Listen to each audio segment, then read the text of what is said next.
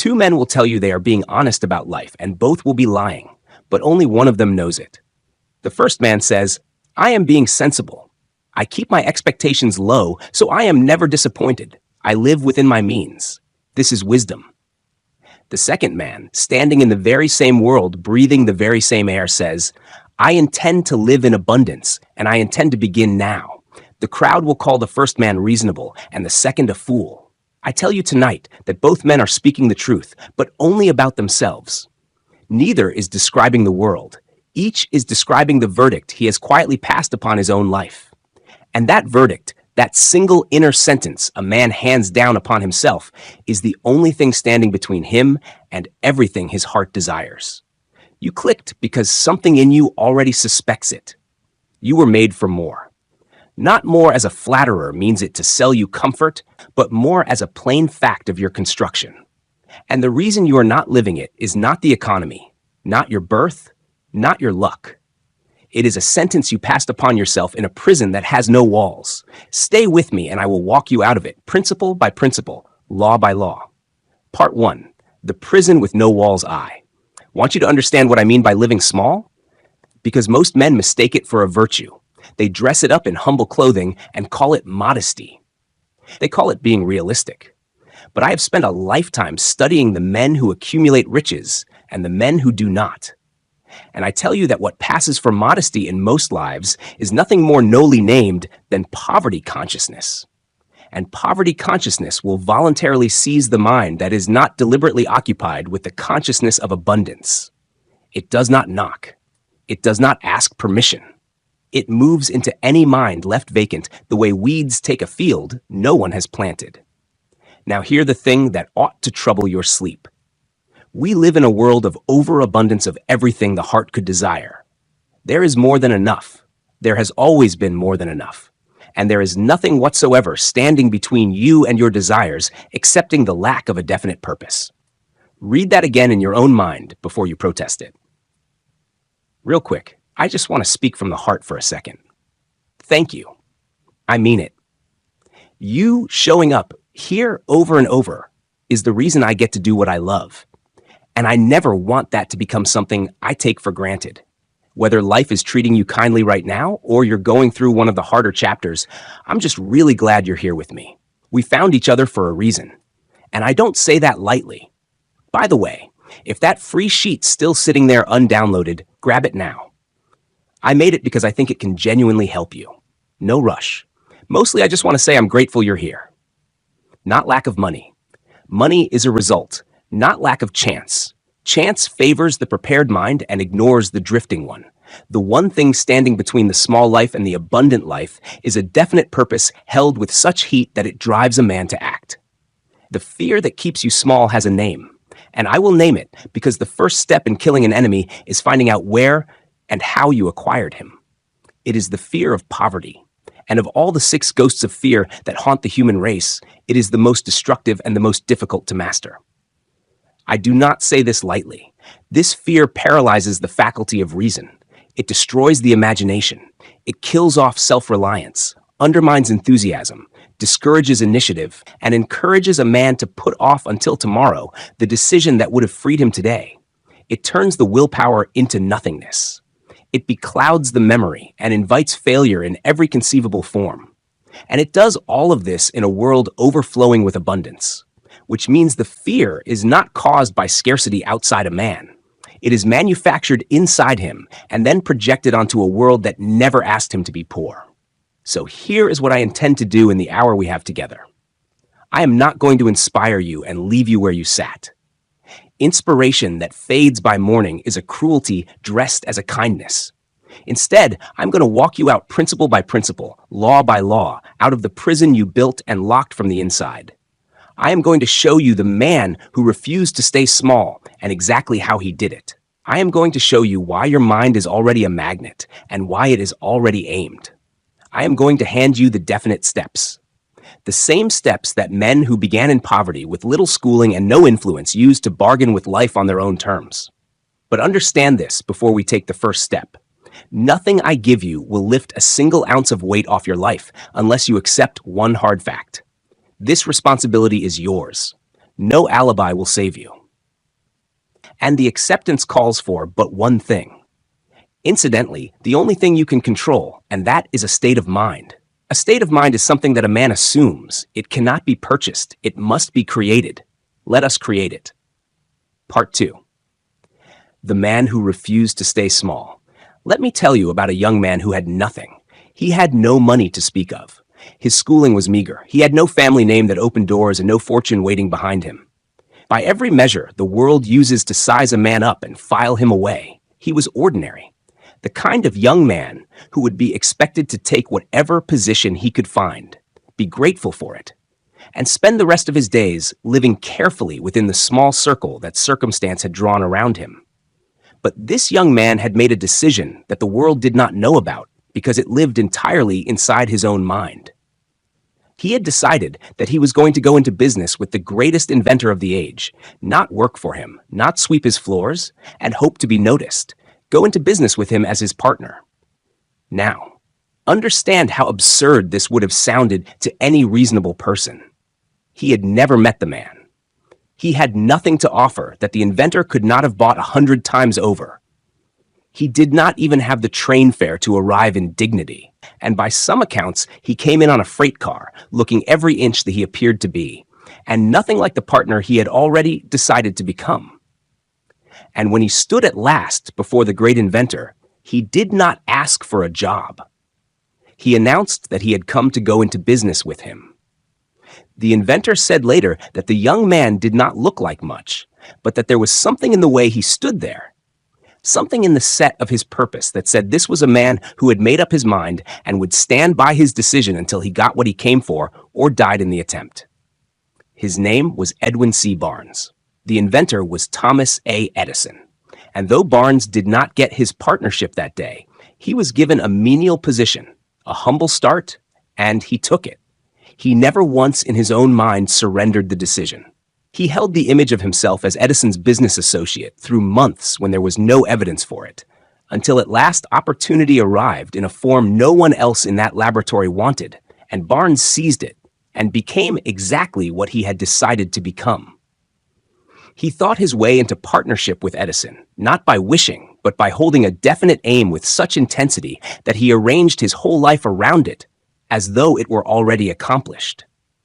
Now, let me show you the principle beneath the story, because the story is only the door, and the principle is the room. Barnes did not think of himself as a beggar for wages.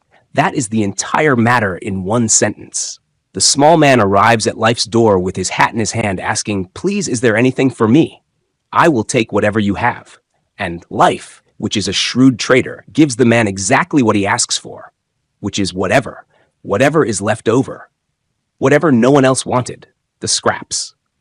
Barnes did not ask for whatever. He came with a definite thing in mind and burned every bridge behind that decision, so that retreat was impossible. Contrast him now with the man I have spent long hours studying, the drifter. In my examination of the forces that bind a life, I found that the drifter is not bound by chains he can see. He is bound by what I have called hypnotic rhythm, the tendency of repeated thoughts and habits to harden over time into a fixed groove that carries a man along whether he wills it or not.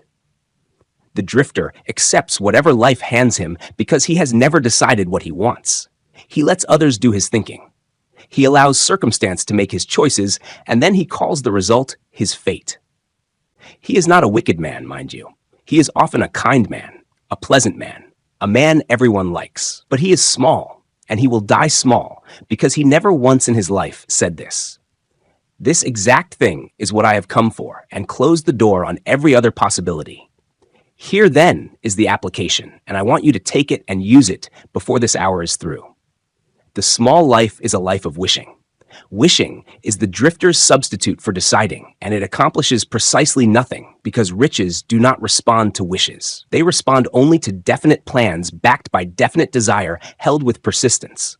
So the abundant life begins not next year, not when conditions improve. It begins the instant your wishing hardens into a definite chief aim. Write it down. Not a vague longing, but a definite statement of exactly what you intend to have and exactly what you intend to give in return for it. Memorize it. Speak it aloud twice each day. once upon rising and once before sleep, so that it sinks past your reasoning mind and takes root where your habits are formed. And then, like barns, arrange your whole life around it as though it were already yours. Because in the only place that ultimately matters, it already is. Part 3.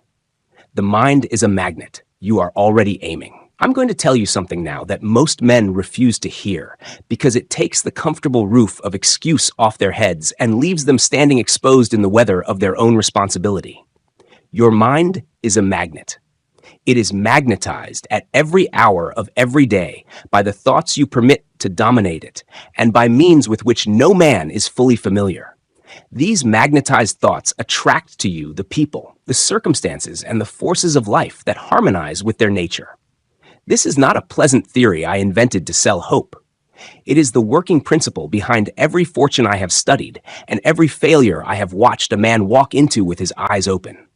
And here is the part that closes every exit. This power in the mind makes no attempt whatsoever to discriminate between destructive thoughts and constructive ones. It will urge a man to translate into physical reality his thoughts of poverty just as swiftly, just as faithfully, as it will urge another man to act upon his thoughts of riches. Do you understand what that means? It means the mind of the man living small is not idle. It is working. It is working magnificently, pouring all its power into the manufacture of exactly the small, fearful, careful life he keeps thinking about. Millions of people are concentrating every single day upon poverty and upon failure, and they are receiving both in overabundance. They believe they are victims of circumstance. I tell you, they are reaping a harvest, a faithful, lawful harvest of the seed they have been planting in their own minds morning, noon, and night. The law does not punish them. The law serves them precisely as it serves the rich man, giving each the physical equivalent of his dominating thought. Now, let me put men before you who understood this and aimed the magnet on purpose. Consider the man who fixed his whole mind upon building the greatest retail store the world had seen. He did not scatter his thought across a dozen half-wishes. He concentrated upon that one outstanding aim until it rose before him a reality. Consider the man who fixed his mind upon a single great industry and built it into a fortune and an institution together. Consider the two brothers who fixed their minds upon the conquest of the air itself. When every sensible man on earth knew that if the Creator had intended men to fly, he would have given them wings. And yet the air was mastered because two minds were aimed at it and would not be turned aside. What did these men share? Everything I'm teaching you comes down to one promise. You can become rich, but only once your mind is wired to attract money instead of repel it. And the fastest way to start that rewiring costs you nothing. I've put the exact daily script that programs your mind for wealth onto one free page. Go to the description right now and grab it. That's your first real step out of broke thinking and into the mind that pulls money in. Links in the description. Not luck, not schooling. Some of the greatest of them scooped up what little learning they had as a locomotive takes on water on the run. What they shared was this. Every one of them worked with some definite outstanding aim as the object of his labors, and he threw his whole heart and soul into it. There is some one thing that you can do better than anyone else on this earth could do it. The tragedy of the small life is that most men never search until they find what that thing is. They take the first road offered and drift down it, and their magnificent magnet of a mind spends its whole strength attracting the small results of small aims. So here is your work, and it is not comfortable work because it requires you to stop blaming the field and start examining the seed. You cannot leave your mind vacant and hope abundance wanders in. Poverty consciousness needs no invitation. It develops all on its own in any mind, not deliberately occupied. But the money consciousness, the abundance consciousness, must be created to order. You build it the same way any magnet is charged. By repetition, by autosuggestion, by holding the desired thought before the mind again and again with intense feeling until it becomes the dominating thought and begins of its own accord to draw its physical equivalent toward you. You are not asked to hope. You are commanded to magnetize your mind with a desire so intense that the desire itself drives you to create definite plans and to act upon them. Aim the magnet. It has been firing the whole time. You have simply been firing it at the wrong target. Part 4. The sermon worth $1,000,000. Let me tell you about a young preacher who wanted something, and about the exact moment he stopped merely wanting it. Some 30 years ago, a young clergyman announced in the newspapers of a great city that he would preach a sermon the following Sunday morning under a title that made men stop and read twice. The title was this: What I Would Do If I Had $1,000,000. Now, the young man had no $1,000,000. He was a preacher of modest means, the kind of earnest young man the world expects to spend his life doing good on very little and asking for no more. But he had a burning idea. He dreamed of building a great school, a place where young men and women would be taught to succeed in life by learning to think in practical rather than merely theoretical terms, where they would learn, as he put it, by doing. That announcement caught the eye of a wealthy man of that city, a packing house king, a man who had built an industry and a fortune with his own hands and knew the difference between a wisher and a doer. And this man decided he would go and hear what the young preacher had to say. In his sermon, the young clergyman painted the school he saw in his mind vivid, complete, definite in every particular. If I had $1,000,000, he declared from the pulpit, I would start such a school. And when the sermon was finished, the wealthy man walked down the aisle to the pulpit, introduced himself, and said words the young preacher would remember all his life. Young man, I believe you could do everything you said you could. And if you will come down to my office tomorrow morning, I will give you the $1,000,000. The young clergyman was Dr. Frank Gonzalez. The man in the pew was Philip Armour. And the school that grew from that Sunday sermon stands to this day. Now, here is the question I want you to sit with, because the whole matter turns upon it. Why did the money come? There were thousands of preachers in that country who wanted money for good works. There were countless men who dreamed of building schools. Why did $1,000,000 walk down the aisle and offer itself to this man on this morning? I will tell you why, and it is the same reason that separates the abundant life from the small one in every field on earth. The money did not come to a wish. It came to a decision. Gonzalez had not merely wished he had $1,000,000. A man may wish that all his life and die owing money. He had decided upon an exact sum for an exact purpose, and he had made himself ready to stand up in public and state it plainly in definite terms with a definite plan for its use. The vague man says, I would like to do something good someday, if only I had the means. The definite man says, I intend to raise $1,000,000 by this means for this exact purpose.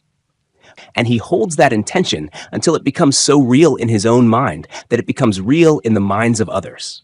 This is the great dividing line, and the small life lives always on the wrong side of it. Listen to how a small man speaks of his own future. And you will hear fog every time. I'd like to be comfortable. I want to do better. I hope things improve. These are the wishes of the drifter. And they attract exactly what wishes attract, which is nothing. Now listen to how an abundant man speaks. I intend to render this exact service and to receive this exact sum in return by this exact date. Definitesse. That single quality definitesse of purpose is worth more than intelligence, more than schooling, more than the favor of powerful friends. Riches respond to it because the whole of your mind's magnetic power can only concentrate upon a target it can clearly see. So here is what I ask of you, and I ask it plainly. Stop hiding in the fog. The fog feels safe because a man who never says exactly what he wants can never be told exactly that he failed to get it. But that same fog is the very thing keeping you small because your mind cannot magnetize itself around a blur. Demand of yourself a definite aim, the exact thing you intend to have. Demand of yourself a definite plan, the exact service you will render to earn it. And demand of yourself the price paid in advance, because there is no something for nothing in this world. And abundance always asks its price up front before the reward is visible. Fix the sum, fix the purpose, fix the date. Then stand up as that young preacher stood up and state it first to yourself aloud until you believe it, and then to the world, which has a strange way of handing a man exactly what he has finally decided to demand. Part 5. The extra mile out of smallness. There is a habit that lifts men out of the small life so reliably that I have never known it to fail. And yet, it is the one habit the small man refuses most stubbornly to adopt, because on its face, it seems to violate every instinct of self-protection he owns. It is the habit of going the extra mile, of rendering more service and better service than a man is paid to render. Now, the moment I say this, I can hear the small mind object because I have heard it object 10,000 times. Why should I do more than I am paid for? Why should I give the man $1's worth of work for 90 cents in wages? Let them pay me first, and then we will talk about extra effort. And here is the tragedy hidden in that objection. The man who asks that question has, by the very asking, sealed himself inside his smallness forever. For the law of increasing returns does not answer the man who demands payment before service. It answers only the man who renders the service first and trusts the law to bring the return. And it always in time brings the return, though rarely from the direction the man expected. Let me put the principle in the plain terms of quality, quantity, and the right spirit. For these three together are what makes service worth more than it costs. Quality means you do the thing as well as it can be done. Quantity means you do more of it than is strictly required. And spirit. This is the one the small man forgets. Means you do it in a pleasant and willing frame of mind, not grudgingly, not with the sour face of a man who feels cheated, but as one who has decided to become worth more than he is presently paid. A man who renders that kind of service cannot be held down for the same reason that water cannot be kept from finding its level. Let me show you the man who lives this and the man who does not, side by side. There is a clerk in every establishment who does exactly what he is told, no more, and watches the clock for the moment he may stop. He is not a bad worker. He is simply a small one, and he will be a small one at 60 as surely as he is a small one at 20. Because he has trained his employer and life itself to expect the minimum from him. Then there is another man in that same establishment who volunteers for the task no one else will touch. The hard one, the thankless one, the one that keeps a man late and earns no immediate thanks. He makes himself quietly and without announcement. The man the whole place cannot do without. And when opportunity comes, and it always comes to the indispensable man, first, it finds him already standing where the reward is handed out. Understand what the small man has done to himself with his careful arithmetic. He has asked, "Why should I do more than I am paid for?" And by that question, he has confessed that he intends to remain exactly worth what he is paid, and not 1 cent more for the rest of his days. He has made his own smallness into a principle and called it fairness. Quick one. If you want the money attraction law to prove itself to you fast, the 14-day money magnet protocol is designed to attract your first $100 in 2 weeks, or you get every cent back. Zero risk, real evidence. It's the second link in the description. Go grab it right now. But abundance is never drawn to the man who is exactly worth his wage. It is drawn to the man who is worth more than he is paid, because the whole world is searching always for the man who gives more than is required. And it will bid against itself to secure him. So here is your work, and you may begin it this very day in whatever position you presently hold, however humble. Do not wait until you are paid more to give more. That is the drifter's bargain, and it keeps him poor forever. Reverse it. Render service no one asked of you. Do the task better than it needed doing. Do more of it than your wage requires. And do it with the spirit of a man who has already decided he is destined for more. You are not doing this for your present employer, though he will benefit. You are doing it for yourself, because every hour of extra and better service is a deposit made in your own account with life, and life, whatever men say of it, is an honest banker that pays every deposit back with interest in its own time. Part 6. The seed in every defeat. Now I must speak to a particular man, and if you are not that man tonight, hold these words in trust, for the day will come when you will need them. I am speaking to the man who has been knocked down, the man who tried something once or twice or many times and failed, and who settled into the small life not out of laziness, but out of a wound. He looked at the life he wanted, reached for it, was struck down, and concluded from the striking that men like him do not get such things. He tells himself he is being realistic now. He tells himself he has learned his lesson. But what he has really done is mistake a temporary defeat for a permanent verdict.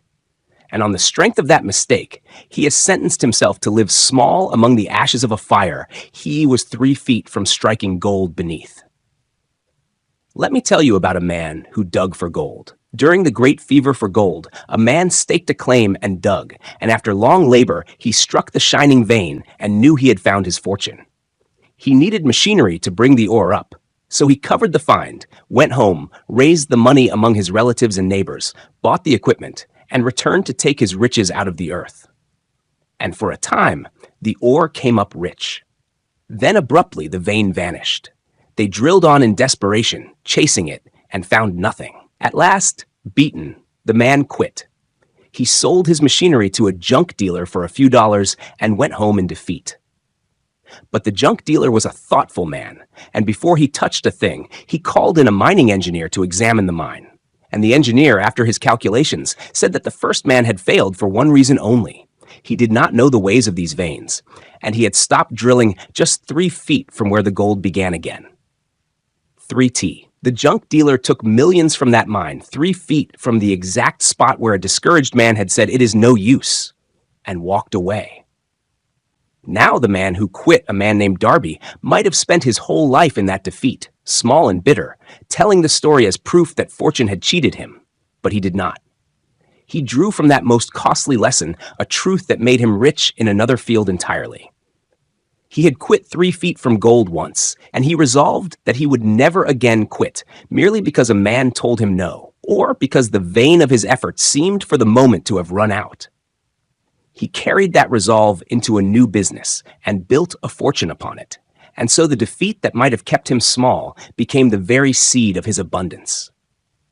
This is the law I want burned into you tonight, for it is one of the truest I know. Within every adversity, within every failure, within every temporary defeat, there is carried the seed of an equivalent or a greater benefit. The seed does not sprout on its own. It sprouts only in the man who refuses to read his defeat as final, who turns the failure over in his hands until he finds the lesson hidden inside it and plants that lesson in new ground. Temporary defeat is not failure. It is not failure until a man accepts it as such and stops. And the terrible thing, the thing that ought to make you rise up out of your chair, is that so many men stop 3 feet from the gold. So hear the application and take it as a command and not a comfort. The state of mind that lifts you out of the ashes cannot be purchased. It must be created by you deliberately, and you create it the way a man snaps out of a nightmare. You know the nightmare. You lie half awake, unable to move a muscle, certain you are smothering and you do not escape it all at once. You gather your whole will and move one finger. Then, by moving the finger, you gain the hand, then the arm. Then the other arm, and a leg, and the other leg, and then with one supreme effort of will, you snap out of it entirely and sit up free, breathing awake. The small life is that nightmare, and you may leave it by exactly that method. Move one finger. Take one definite action toward the thing you buried when you were struck down. Then another. Build the movement until with one supreme effort of the will, you snap out of your mental inertia and stand up in a life that was waiting for you 3 feet down the whole time. Part 7. Rise and Demand of Life. We have come to the end of our hour, and I will not send you off gently, because a gentle ending would be a betrayal of everything we have said. So let me say the hardest and the truest thing last. This responsibility is yours. It is not partly yours. It does not belong half to you and half to your circumstances, your upbringing, the times you were born into, or the men who wronged you. No alibi will save you from accepting it if you now fail or refuse to demand your abundance of life, because the acceptance calls for but one thing, and it is the only thing in all this world that you actually control a state of mind. You cannot control the markets. You cannot control what other men do. You cannot control the past that shaped you. But the state of mind you assume that, and only that, is yours to command, and it is the master key to everything else. A state of mind cannot be bought at any price. It must be created by an act of will, and no one on this earth can perform that act for you. You were made for more. I told you at the start that I meant this not as flattery, but as fact. And now that we have walked the principles together, you can see why it is fact. You live in a world of overabundance of everything the heart could desire. And nothing stands between you and those desires but the lack of a definite purpose held with fire. The abundance has been here the whole time. It was never withheld from you for want of worthiness. The law does not weigh a man's worth. It weighs the definiteness and the heat of his purpose. The overabundance was simply waiting, as it waits for every man upon a single decision you had not yet made. So make it now, and let me give you the exact steps. Not as gentle suggestions, but as a charge laid upon you. There are 4, and together they build the persistence that carries a man past every discouragement to his aim. First, fix a definite purpose backed by a burning desire for its fulfillment. Not a wish, a decision, exact in its object and hot in its wanting. Second, build a definite plan and express it in continuous action for a purpose. Without a plan is a wish in fine clothes, and a plan without action is a corpse. Third, close your mind tightly against all negative and discouraging influences, including, and I want you to hear this, the discouraging suggestions of relatives, of friends, of the well-meaning people who love you and would keep you small out of their own fear. And fourth, form a friendly alliance with one or more persons who will encourage you to follow through with your plan and your purpose, for no man rises alone. And the company you keep in your mind will either lift you or bind you. Now do the thing itself tonight before the feeling I have kindled in you cools into another good intention that dies by morning. Take a sheet of paper and write your definite chief. Aim the exact thing you intend to have, the exact service you will render for it, the exact date. Read it aloud. Read it again tomorrow morning and tomorrow night and every morning and every night after until it sinks below your reasoning and takes command of your habits. Burn the bridge behind the decision as Barnes burned his, so that retreat is not a door you can reach for, and then never again, not once, not for a single day, consent to live small in a world that was built to overflow. You were made for more. Rise and demand it of life. And life, which has been waiting on your word this whole while, will begin at last to yield you the price you ask. Now the hour is over, and the fire I lit in you will begin even tonight to cool. This is not a fault in you. It is the nature of feeling. Feeling rises and feeling falls as surely as the tide. And the man who waits to act until he feels like acting will wait his whole life and die still waiting. So before you go, I am going to hand you an instrument, not another stirring word, but a tool you may hold in your 2 hands and use every single day, whether the fire burns high or low. For it is not the men who feel the most who rise. It is the men who have built a habit that carries them forward on the days when they feel nothing at all. Understand first why you need an instrument and not merely a memory of tonight. Your subconscious mind, the deep field beneath your reasoning. Before this video ends, make a decision. Keep wishing for money or start attracting it on purpose. Getting rich was never an accident. It's a mind trained to expect wealth.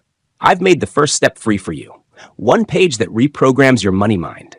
Go to thesecondlife.com. Download your free Get Rich Auto Suggestion Sheet and begin tonight. Don't let this be one more video you watched and forgot. Links in the description. The soil in which every result of your life first takes root never rests. It works day and night, whether you attend to it or not. And here is the sober truth you must never forget. It will not remain idle. And it makes no distinction between the seed you plant on purpose and the seed that blows in on the wind. Feed it thoughts of poverty and fear, and it will labor as faithfully to build you a poor and fearful life as it would labor to build you an abundant one. It is not your enemy. It is your servant, but it is a servant that obeys whatever master's voice speaks to it most often and most feelingly. The whole of your task from tonight forward is simply this: to become the deliberate voice that reaches your own subconscious before the voices of fear and drift can reach it first. And the way you speak to it is by repetition. Any idea, any plan, any purpose may be planted in the mind through the repetition of thought. This is the entire reason I have asked you to write out your definite chief aim. Commit it to memory and repeat it aloud day after day until the vibration of those words sinks past your reasoning and reaches the deep soil. You are not chanting a magic spell. You are doing exactly what the criminal's companions do to him without his knowing. You are surrounding your mind on purpose with the influence you wish it to take on. For the mind comes at last to take on the nature of whatever influence dominates it. Most men leave that influence to chance, and chance, as we have seen, deals in poverty consciousness. You are going to leave nothing to chance. So let me give you the instrument itself. I have handed it to more men than I can count, and I have watched it translate timidity into courage and drifting into definite tests in men who had all but given up on themselves. It is a formula for self-confidence. And it is built to be written by your own hand, signed with your own name, committed to memory, and repeated aloud once each day with full faith. Take it now, not as a passage to admire, but as a discipline to adopt. First, you will affirm that you have the ability to achieve the object of your definite purpose in life, and therefore you will demand of yourself persistent, continuous action toward its attainment and promise here and now to render that action. Mark the word demand, not hope, not try. The small man requests things of himself and grants himself endless extensions. The man built for abundance issues himself an order and keeps it. Second, you will affirm that the dominating thoughts of your mind will eventually reproduce themselves in outward physical action and gradually transform themselves into physical reality. And so you will spend 30 minutes each day thinking upon the person you intend to become, building in your own mind a clear and vivid picture of that man until the picture is so real that your subconscious accepts it as an instruction and begins through natural channels to make it so. Third, you will affirm that through the principle of autosuggestion, any desire you persistently hold in your mind will eventually seek expression through some practical means of attaining it. And so you will devote 10 minutes each day to demanding of yourself the steady development of self-confidence itself. Fourth, you will affirm that you have clearly written down a description of your definite chief aim, and that you will never stop trying until you have built the self-confidence necessary to attain it. You will set in writing the exact service you intend to render and the exact price you intend to earn and receive for it, a price you will earn by rendering that service in advance before the reward is visible. Fifth, and this one you must not skip, though the greedy man is tempted to. You will affirm that no wealth and no position can long endure unless it is built upon truth and justice. And therefore, you will engage in no transaction that does not benefit all whom it affects. You will succeed by attracting to yourself the forces you wish to use and the cooperation of other men. And you will induce others to serve you because you will first serve them.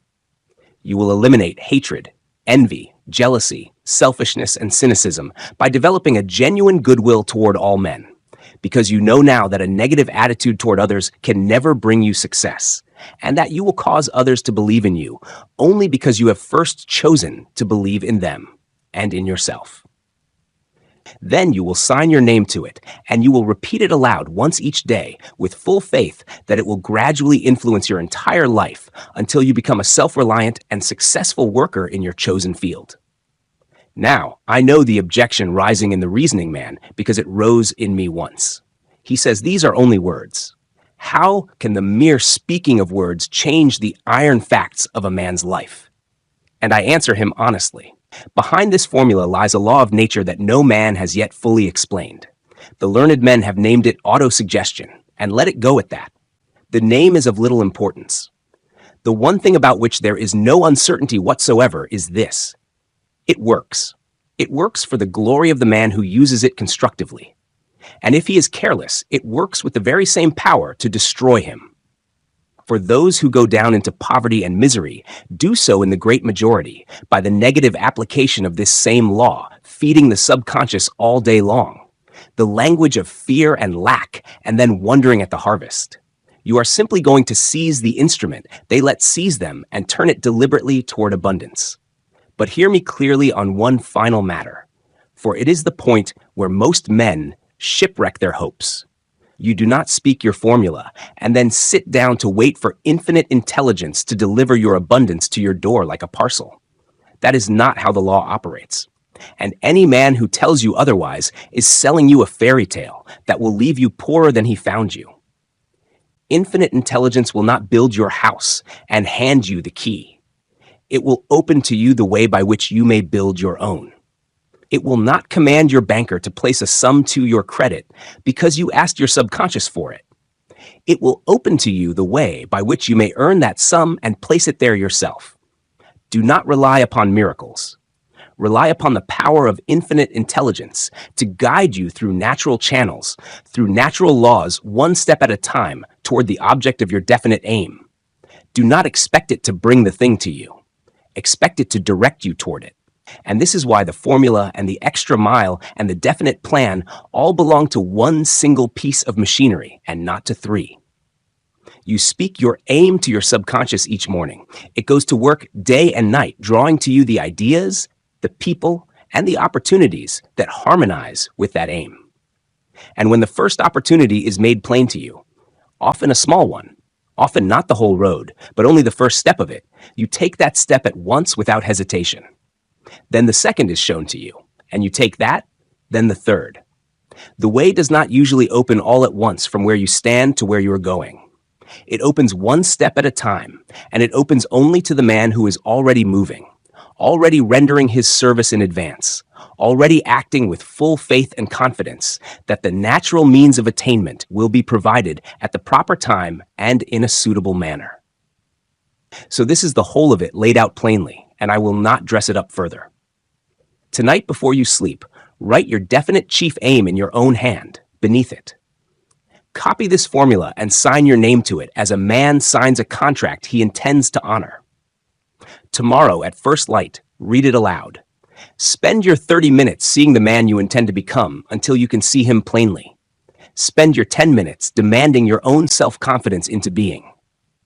Then rise and go about your day's work, rendering more service and better service than you are paid to render watching. All the while for the first step to be shown to you and taking it the instant it appears.